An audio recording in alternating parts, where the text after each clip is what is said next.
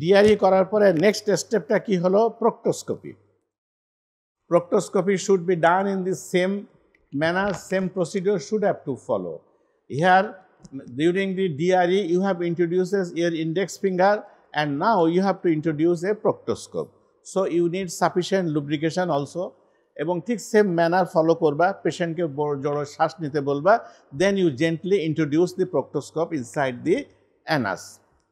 আচ্ছা, যখন ইন্ট্রোডাকশান হয়ে গেল, তারপরে ওর যে একটা থাকে, পিস্টন থাকে, পিস্টনটাকে তুমি বের করে নিলে, তাহলে তুমি ছিদ্রটা ওপেন হয়ে গেল। And you through a light source through the funnel and gradually you should to withdraw the funnel and you should to observe the rectal mucosa. মানে whatever you have feel inside the rectum by your finger, then that things you should have seeing by means of proctoscopy. Clear? আচ্ছা, proctoscopy হয়ে গেল। Next থাকলো তোমার sigmoidoscopy. সিগময়েডোস্কোপিটা করতে গেলে আগে আমরা যখন করতাম, ইট নিডস সাম সিডেশন। যেহেতু ওটা রেক্টোসিগময়েড জাংশন পর্যন্ত যাবে, একটু পেশেন্ট ফিল ডিসকমফোর্ট, অনেক সময় পেন ফিল করে, তো আমরা অনেক সময় একটু সিডেশন করে নিতাম, পেশেন্ট অ্যানেস্থেটিস্টকে ডেকে একটু সিডেট করে আমরা সিগময়েডোস্কোপ দিতাম, তাহলে আমরা রেক্টোসিগময়েড জাংশন পর্যন্ত আমরা দেখে আসতে পারবো। But nowadays this test is obsoleted. এটা এখন আমরা করি না, কারণ এটা দুটো কারণে। একটা হচ্ছে পেশেন্টের ডিসকমফোর্ট, আরেকটা কারণ হচ্ছে অনেক সময় ইনজুরি হতে পারে। রেকটামে যে কয়েকটা কার্ভ আছে না, ওই কার্ভগুলো যখন ক্রস করতে যায় তখন ট্রমেটিক ইনজুরি হওয়ার চান্স থাকে বা হতো। দ্যাট ইজ হোয়াই এই সিগময়েডোস্কোপিটা এখন আমরা বাদ দিয়েছি, and it is replaced by latest investigation কি? Colonoscopy. Now it is gold standard test হচ্ছে কলোনোস্কোপি। এই কলোনোস্কোপি দিয়ে আমরা যা চাচ্ছি এখানে, যে আমরা ভিজুয়াল অবস্থা থেকে শুরু করে একদম তোমার আইলোট্রান্সভার আইলোসেকাল জাংশন পর্যন্ত and some portion of ileum পর্যন্ত আমরা ভিজুয়ালাইজ করতে পারছি। ঠিক আছে? আরেকটা জিনিস কি করতে পারছি কলোনোস্কোপিতে, সবচেয়ে বড় বেনিফিট যেটা হলো, we can take some tissue from the suspected lesion for histopathology. ঠিক আছে? Now here is the picture, দেখো থ্রম্বোসড হেমোরয়েডস। এটা কিন্তু এক্সটার্নাল হেমোরয়েডস ছিল, ওটা তখন পেশেন্টকে কিন্তু খুব বেশি কিছু সে কনসার্ন করতো না, মাঝে মাঝে হয়তো ডাক্তারের কাছে আসতো, কাপড় চোপড়ে ঘষা লাগতো। তো এখন যখন ওখানে থ্রম্বোসিস হয়ে গেছে, ভিতরে দেখো ক্লটেড ব্লাড, তখনই কিন্তু সে চলে আসছে, and it is a thrombosed external haemorrhoids. Now treatment, what should be the treatment? It varies from simple reassurance to operative hemorrhoidectomy. তাহলে যদি এই ট্রিটমেন্টটা ভ্যারি করছে সিম্পল রিঅ্যাসুরেন্স থেকে শুরু করে হেমোরয়েডেক্টমি পর্যন্ত, that is according to this situation you should have to change your treatment modality. Haemorrhoids হয়েছে মানে চলো ছুরির তলায় চলো আমি কেটে দিব, ইটস নট দ্যাট। সামটাইমস যখন দেখা যাচ্ছে যে পেশেন্টের সাফারিংস কম, ব্লিডিংটা কম আছে, তখন তাকে তুমি রিঅ্যাসুরেন্স করো, লাইফ মডিফিকেশনের জন্য বলো, হ্যাঁ, বা মানে ফিজিক্যাল হ্যাবিট চেঞ্জ করতে বলো, দেখো পেশেন্ট অনেক দিন ভালো থাকবে। তারপরে তোমাকে যদি লাগে কিছু মেডিসিনাল ড্রাগস ইউজ করতে পারো, অ্যান্ড তাহলে কি হলো, it varies from the simple reassurance to operative haemorrhoidectomy. Treatments are classified into 3 categories. তাহলে নর্মালি কি আসছে দেখো, যে dietary and lifestyle modifications.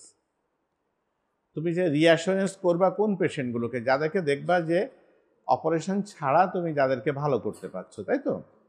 থ্রম্বোসড হেমোরয়েডসকে reassurance করলে হবে যে না রে ভাই, এটা তোর কিছুই না, তুই মানে চুপচাপ থাক, খাওয়া দাওয়া পরিবর্তন করে ঠিক হয়ে যাবে। Is it correct? Never correct. তো তাহলে সেক্ষেত্রে কী করতে হবে? Dietary and lifestyle modifications. আমরা প্রথম দিকে পড়েছি যে লাইফস্টাইল কিভাবে চেঞ্জ করতে হয়। যারা হেভি ওয়েট লিফট করে তাদের ওয়েট লিফটিং হ্যাবিটটা চেঞ্জ করতে হবে। যারা খুব বেশি স্পাইসেস ফুড খায়, যারা খুব ফ্যাটি ফুড খায়, তাদের চেঞ্জ করতে বলতে হবে। কনস্টিপেশনের হ্যাবিটটা অ্যাভয়েড করতে বলতে হবে, and to avoid constipation they have to take tremendous fibrous diets, vegetables etcetera. আচ্ছা, তাহলে আরেকটা হচ্ছে কি, non operative or office procedures, সেটা কি পরে আসছি। আরেকটা আছে অপারেটিভ হেমোরয়েডেক্টমি। তাহলে তিনটা ভাবে আমরা এই পেশেন্টকে ট্রিটমেন্ট করতে পারি। দেখো, ডায়েটারি অ্যান্ড লাইফস্টাইল মডিফিকেশনের ভিতরে তুমি কী কী তাকে অ্যাডভাইস করবে, সেখানে the main goal of this treatment is to minimise the straining at stool. এই যে লাইফ মডিফিকেশানটাকে অ্যাডভাইস তুমি করবা, তোমার উদ্দেশ্যটা থাকবে যে ও ব্যাটা যখন হাগু করবে তখন যেন মিনিমাম স্ট্রেন দেয়। অনেকে কিন্তু ম্যাক্সিমাম স্ট্রেন দিয়ে হাগু করে। অনেকের আইডিয়াটা এরকম, আমি বাথরুমে যাব, স্টুলগুলো সব পাস হয়ে যাবে, আমি বেরিয়ে চলে আসবো। Why I should to wait 5 minutes in the bathroom. There are some peoples, তো এটা ইজ তারা যায়, হেভি স্ট্রেন দেয়, স্টুল পাস করে বেরিয়ে চলে আসে। But it should not be way. তাহলে কি করতে হবে, the main goal of this treatment is to minimise the straining at stool. তাকে অ্যাসিওর করতে হবে যে ভাই বাথরুমে যাওয়ার আর বেরিয়ে আসা, it is not your intention. You should to go there, you should to sit there and you should to gently strain করো যাতে করে স্টুলটা জেন্টলি পাস করে যায়। ওকে। আরেকটা আছে acid by increasing fluid fibre in the diet and recommending exercise and perhaps adding fiber agents to the diet such as psyllium. তাহলে এখানে আমরা তাকে কি বলবো, তাকে তুমি প্লেন্টি ওয়াটার খাও, ফাইব্রাস ডায়েট খাও, psyllium type of drugs use করতে পারো, and there are some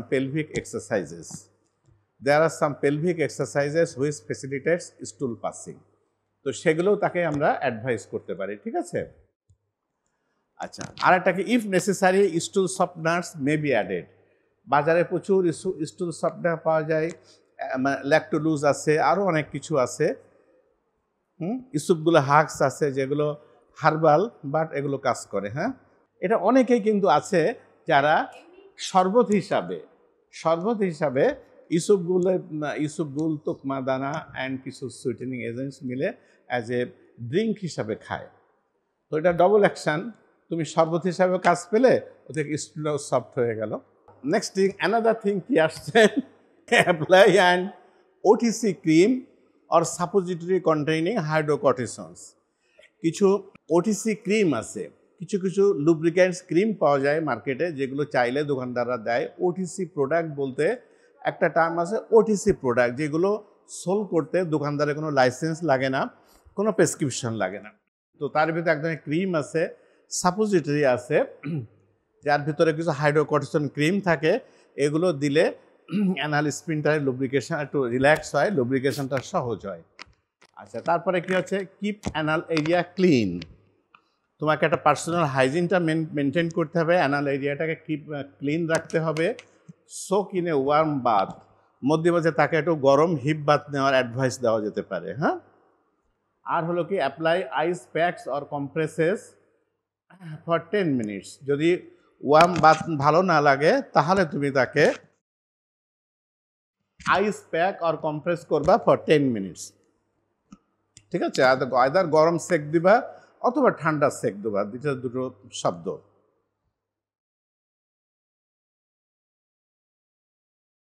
if prolapse gently push back into the anal canal. যদি তুমি দেখো যে ওখানে হেমোরয়েডসটা তোমার বাইরে বেরিয়ে চলে এসছে, তাহলে তুমি তাকে জেন্টলি পুশ করে তুমি ভিতরে দিয়ে দেবা।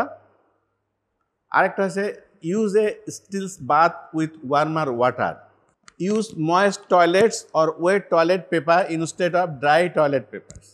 আমরা যখন last of all when will try wash our body, আমরা যেন শক্ত কোনো কাপড় দিয়ে অ্যানাল এরিয়াটাকে না মুছি। We should to use either wet toilet paper or soft clothes. Office treatments, সেটা কি জিনিস? অফিস ট্রিটমেন্ট বলতে আমরা কি বুঝছি দেখো, রাবার ব্যান্ড লাইগেশন। এটা রাবার ব্যান্ড লাইগেশনটা আগে আমরা করতাম, but nowadays we make it obsoleted. But এখন বিভিন্ন জায়গায় যে চাচ্ছি চিকিৎসালয় আছে, দেয়ার আর সাম কুহাক পার্সনস আছে যারা এগুলো ইউজ করে। Rubber band ligation, what is that? grade 1 or grade 2 hemorrhoids and in some circumstances grade 3 hemorrhoids, যে সেখানে যেটা বাইরে বেরিয়ে এসছে, এখানে দেখো এই এটা আছে হেমোরয়েডাল ভেন।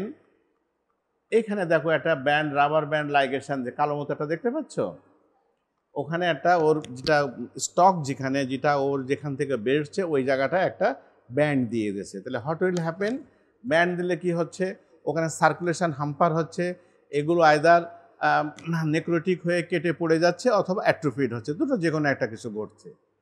তো এখানে কিছু কমপ্লিকেশান হয়। What may be the complications, there may be chance of bleeding, pain, thrombosis and life threatening perianal sepsis.